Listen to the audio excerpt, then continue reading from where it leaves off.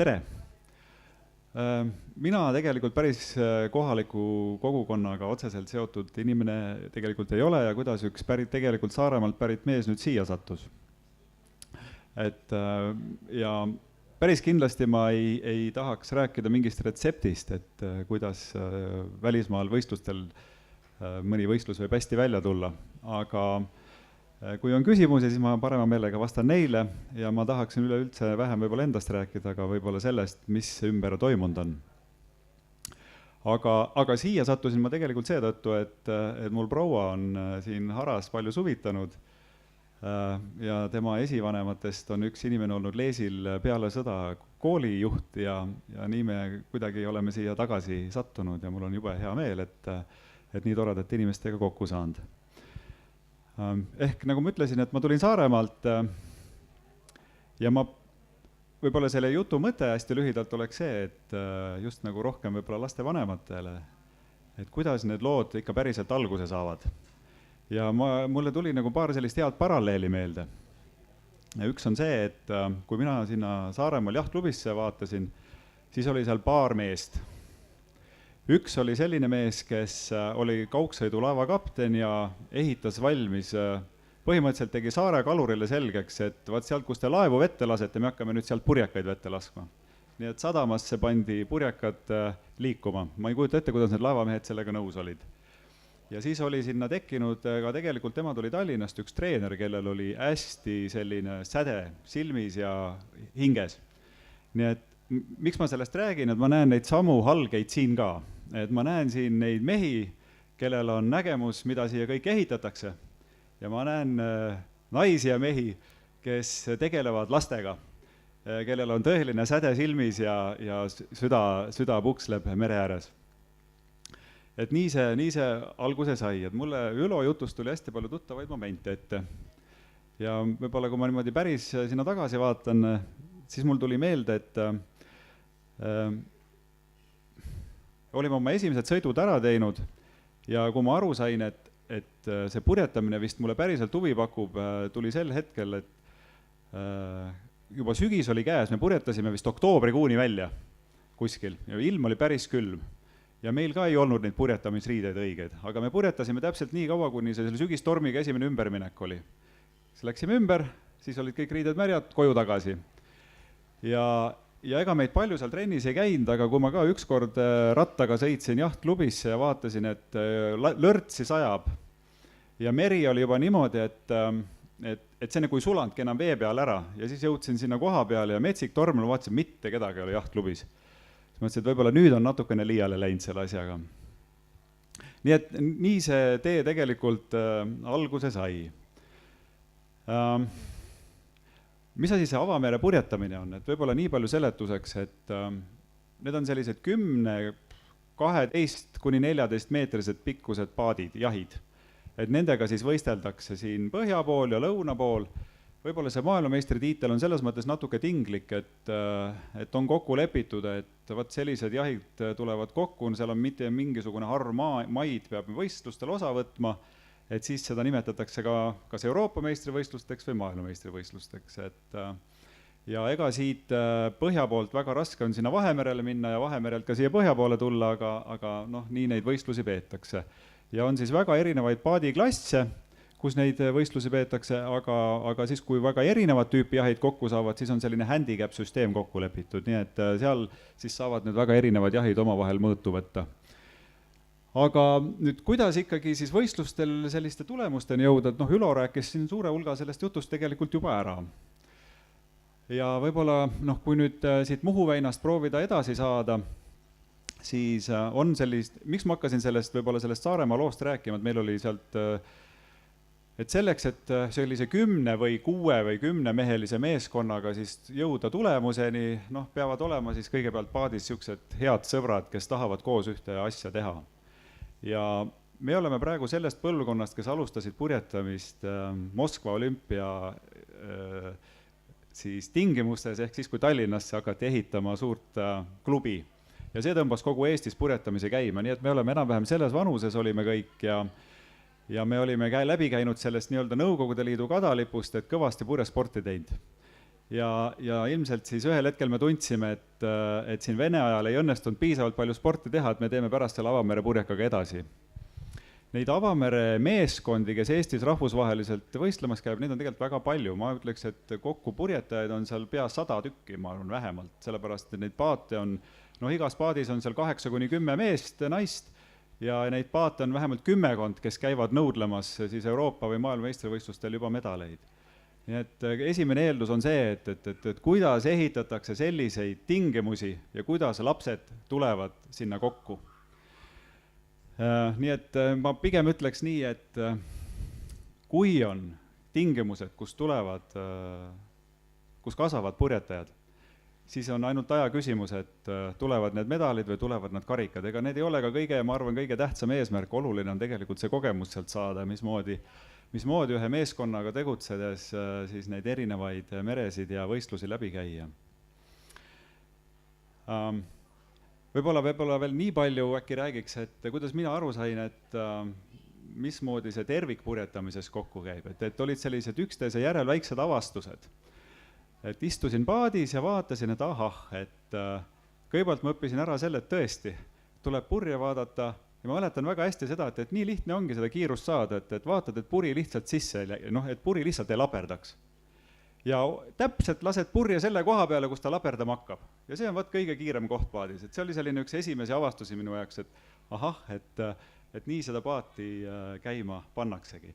Ja ma arvan, et tegelikult ma selles mõttes julgustaks hästi palju lapsevanemaid, et see purjetama õppimine on iga päev üks asi ja ta pole üldse nii keeruline, kui sellega lihtsalt siin natuke siit ja natuke sealt ja korra treeneri juttu kuulates iga päev natuke paremaks saada. Ja nii et selle koha pealt ma päris kindlasti ei tahaks rääkida mingist retseptist, aga ma usun sellesse, et kui on palju lapsi, kes purjetavad ja nad jätkavad seda pikalt siin merel ja kaldal ja koos tehes, et siis nad saavadki need vajalikud kogemused kätte. Ja mõnikord võib ka mõni medal sealt taskusse tulla, kui tahad kaugemale purjetama minna. Nii et see kõik on väga käega ulatatavas kauguses, et olge head, tooge julgelt oma lapsed purjetama. Aga ma siinkohal väga pikalt ei lobiseks. Ma kiusan sind veel, ma ei lase sind ära, et ikkagi see maailmameistriks saamine, et kas see nõudis eraldi treenimist või mismoodi maailmameistriks tullakse, räägi või? Võib-olla seal jäi mu jutt pisut pooleli, et kui need poisid, kes on pikalt koos käinud sellistes klubides ja purjetanud ja õppinud tegelikult need A-d ja O-d selgeks, siis seal loomulikult seal peab olema selline tuumik seal meeskonnas, kes on võib-olla nagu rohkem nagu päris võib-olla sellise viimase purjetamise niidi peal seda purjetamist harjutanud ja võisteld. Et kui see tuumik on meeskonnas olemas, neid peab olema vähemalt nagu 3, 4 või 5 meest, naist. Ja ümberringi peavad olema siis veel kaasas sul inimesed, kes õpivad ka täiskasvanu eas selle purjetamise ära. Et kõige alus on ikka see meeskond. Et seal peab natuke seda purjetamistalenti olema ja siis on kõik võimalik. Nüüd teine pool on see, et loomulikult tuleb leida see selline võimekus osta endale või soetada üks selline purjekas, mis on piisavalt kiire.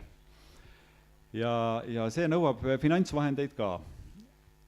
Võib-olla ma tooks siia ühe asja, mida Ülo ei maininud, mida purjetamine vähemasti mulle on õpetanud, et on olemas selline lühikeses perspektiivis mõtlemine ja kaugemas perspektiivis mõtlemine. Purjetamise mõttes tähendab see seda, et vaatan, et tuul on sealt, tõmban purje sisse, vaatan, kuidas ma kiireks saan, teen siin paudi siin või halsi seal. Nüüd pikemas võtmes mõtlemine tähendab seda, et aga ma pean jõudma sinna. Siis hakkad mõtlema selle peale, et aga mis on sinna kõige kiirem tee? No lühem tee ei ole kõige kiirem tee. Aga see erinev mõtlemine sellises lühemas ja kaugemas vaates õpetas minule nagu elus sellist taktikalist, operatiivset ja strateegilist mõtlemist eristama. Ehk osa sellest süsteemsest mõtlemisest, millest Ülo rääkis. Ja kui me nüüd räägime sellest nii-öelda strateegia nagu läbimõtlemisest, et siis hakkabki see, et kuidas sa meeskonna komplekteerid, kuidas sa jahi endale paika paned, kuidas sa selle jahi optimeerid võistluseks ja siis noh, kõik see harjutamine siis muidugi sinna juurde. Miks Eesti avamere purjetamine võib-olla nii heaks on läinud, on see, et on hästi palju võistlusi tehtud. Et iga nädal Kalevi jahtklubis on paadid rivis, võistlevad ja mitte niisama võistlevad, aga täitsa tõsiselt võistlevad. Muhu väina regatt, meil on siin terve võistluste sari avamere võistlust, me teeme soomlastega koos mitu võistlust, et need võistlused on need, mis tegelikult on kõige paremini, need meeskonnad ette valmistavad nendeks suurteks võistlusteks. Need päris ilma harjutamata see ei tule, päris nii see ka ei tule, et täna otsustasin purjetama hakata, aga nüüd noh, nii-öelda, et kui kõik need asjad kokku, millest ma rääkisin nii-öelda panna, et siis on nagu väga head eeldused, et see on täitsa võimalik. Kui me käisime neid esimesi võistlusi, siis ma mäletan ise enda tunnet, et eks algul ikka vaatasid, ma arvan, nüüd kui siin esimesed haralapsed käisid Kuldseekli regatil, et siis ei osanud, võib-olla ei julgenud sinna stardiliinile kohe väga lähedale minna ja et see esimesed korrad, et miks see võistlemine on oluline on, et sa harjud selle võistlemisega ära ja sa pigem tunned sellist võib-olla elevust, aga sa mitte ei karda seal. Ja selleks on tarvis seal käia ja see kõik on osa sellest ettevalmistusest. Nii et siis, kui nii-öelda selline harjumus juba ka võistelda tekkis, siis ühel hetkel lihtsalt võib-olla pigem on küsimus selles, et kõik asjad läksid lihtsalt täppi. Et üks asi on ikkagi see kõik, mis on nii-öelda enne tehtud, mingid garantiid ei ole, aga ühel hetkel kõik asjad lihtsalt lähevad täppi. Ja siis juhtub ka see võib-olla suurepärasemalt nagu parem tulemus kui tavapäraselt. Selline lühike vastus. Merelise zen õppetunni järgmine meelde jätmise küsimus. Kõige lühem tee ei ole kõige kiirem tee. Ja see on väga zen, see on väga zen. Aga mul on psühholoogia küsimus, et nendel võistlustel on inimpsühholoogia ülioluline, et kuidas need meeskonnakaaslased vastu peavad ja kui on eriti raske või eriti pikk aeg võistlus, kus magada ei saa ja kus on väga rasked tingimused, et kuidas sa selle psühholoogiaga hakkama saad? Ise sa siin naeratad mõnusalt, aga me ei kujuta ette, missugune sa merel oled, kuradi karjud kõige peale ja lööd kuradi nuudiga. No merel on jah igasugu meetodeid sõltuvalt olukorrast. Muidugi oluline on see, et peale võistlust see meeskond pärast ka koos oleks. Et seda ei saa ikka nagu ära unustada ja see ma arvan, et on ikkagi pigem kõige olulisem. Psühholoogia koha pealt, tegelikult ma tahtsin natuke teisest asjast sinna juurde rääkida, et kuidas ka saab võistlusel head tulemust. Meil oli tegelikult üks mees võistkonnast puudu. Aga meil oli õnneks, me leidsime ja meil oli tegelikult 2 meest puudu nagu meeskonnast veel päris enne võistlusele minekut. Ja siis me leidsime kalda pealt siukse mehe nagu Alar Volberi üles, enamus inimesi võib-olla purjetamisest teavad seda meest. Ja ka ta on nagu silmapaistvalt võib-olla selline südikas jutumees.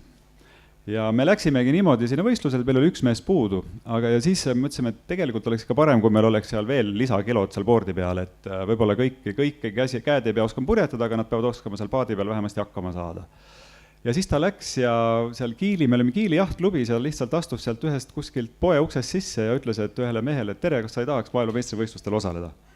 Miks ka mitte? Ja see mees oli muidugi, ta tegelikult oli see selline täiskasvanute purjetamise kool, et ta tegelikult ikkagi käis ja ta mere peal käis, aga ta ei olnud nagu kunagi võistelnud vist õieti. Ja ta oli seal nii-öelda Kiili, ma saan aru, et kuskil universities õppejõud iseenesest. Aga jah, tema sattus meile paati ja siis juhtus nii, et läks 1 päev hästi ja läks 2 päev hästi ja 3 päev hästi ja siis nagu ei olnudki aru saada, ühel hetkel lõppeski võistlus hästi. Et siis, kui proua tuli, tõi meile suure tordi ja Eesti lippudega, et siis see oli selline juba midagi väga eriskummalist, et võib ka niimoodi saada seda võidu kätte. Aga kui psühholoogia juurde tulla, et need tänapäeva muidugi võistlusformaadid on nüüd väga erinevad, et need, kes Volvo Ocean Race'i sõidavad, ma ei tea, kuidas need mehed seal või naised vastu peavad, sellest ma tõesti ei tea. Aga Alar on seal käinud, jah. Aga meie need formaadid on sellised nädalaajased, ehk et see pinge on võib-olla rohkem seotud sellega, et millist tulemust sa nagu päriselt sõidad ja kui sa nüüd oled seal sellises seisus, et sellest sõidust nüüd oleneb võit või kaotus ja sa oled nüüd tõesti seal siis medali konkurentsis, et siis on sellist võib-olla sellise pingega toime tulemist, noh, igal ühel on ilmselt mingisugused omad meetodid. Meeskonna motiveeritusega ma pean ütlema, et kui juba hästi läheb, no siis see motivatsioon pigem aina kasvab. Et seda ohtu ja muret ju tegelikult ei ole. Võib-olla, noh, mis minu puhul võib-olla on natukene töötab, nagu ma ütlesin ka, et kui ma ikka seal juba sattusin sügisel jää ja lumega sinna mere äärde, et siis on seal mingisugune eriskummaline omadus ka, et niisama nagu järgi ei anna. Ja mul on vist ka nagu kaasa antud mingisugune selline, et kui ma näen, et mingi asi on käe ulatuses, siis sa lihtsalt lahti ei lase sellest. Ja kui on meeskonnas mõned sellised mehed või naised, kes hoiavad asjadest kinni või olukordadest, ja nii naljalt järgi ei anna, et siis see tegelikult hoiab ka meeskonda selles samas mingisuguses vormis või keskkonnas koos. Nii et üks asi võib-olla, mida ma aja jooksul olen püüdnud rohkem harjutada, on see, et tuleb eesmärgist selles mõttes lahti lasta, et kui sa hakkad nagu väga palju mõtlema selle peale, et ma tahan seda kohta saada, siis seda koht tavaliselt sulle ei tule. Ehk et olulisem on see, et teha seda, mida sa parajasti teed lihtsalt nii hästi, kui sa oskad. Mida vähem sa oskad kõike muid pingeid endast eemal hoida ja ainult keskenduda selles, et ma nüüd parajasti üritan startida kõige paremini, kui ma oskan, ajada selle paadi kiiruse nii suures, kui ma saan, vaadata neid konkurentidega, neid olukordi ja teha seal kõige mõistlikumaid otsuseid. Et kui hoida see nii-öelda kaotuse hirm endast ära, et siis tegelikult see mõte töötab rahulikult. Ja noh, seda peab küll ütlema, et kui nüüd ikka seal roolis on keegi, kes väga närviliseks muutub, et siis see mõjub meeskonnale, et selle eest peab jah tõesti hoolt kandma, et kui nagu anda hästi selliseid selgeid ja tugevaid sõnumeid meeskonda, et siis see on nagu pigem selles kontekstis, et nüüd ja praegu peab kohe midagi täpselt juhtuma. Selleks, et kas hoida ära mingi olukord, ohuseisund või mis iganes keeruline olukord. Aga noh, üldjuhul on tegelikult selline pigem, kui sa nagu iseendaga toime tuleb, siis tuleb meeskond ka iseendaga toime. Nii et, okay. Kas su naine on su käe ulatuses nii, et sedast lahti ei lase või? Et kuidas perekond sellesse suhtub, et sa pidevalt merel oled ja see on nüüd nagu jõudnud sinnamaane, et mul ei olegi vaja kuidagi põhjendada seda, miks ma merele lähen, sellepärast, et ma tean, et kui mul 2 väikest tüdrukut merel on, siis proual on natuke mure, kuidas nad seal merel on ja nüüd parema meelega näeb mind seal koos nendega. Ja ma arvan, et see on kuidagi vist, ega purjetaja abikaasa olemine, see on ka samasugune kas töö või mingis mõttes ellu suhtumine, et sellega kuidagi peab algusest peale vist nõustuma. Et seda ei saagi nii, et kas see sobib või see ei sobi, et mulle tundub, et see nii-öelda enese. Ja teine asi ka, mis ma ütlen, et Tiina on lihtsalt siit samast Haralahest kogu aeg merega kokku puutunud lihtsalt, et inimene, kes armastab väga merd, ei saa seda vist naljalt ka kellelegi teisele nagu pahaks panna, et kuidagi need asjad peavad koos olema. Super. Kas on küsimusi Jaagule? Mis asja? Kardad? Okei. Okei. Ärge kartke. Väga sümpaatselt naeratav inimene ju, nii et ei pea kartma. Ilmselt, kui te taga ühes meeskonnas olete, siis see nii lihtne ei ole. Mis sa naerad seal kõva äärega? Kuule, suur aplaus Jaagule, aitäh. Jõudu sulle purjetamisel.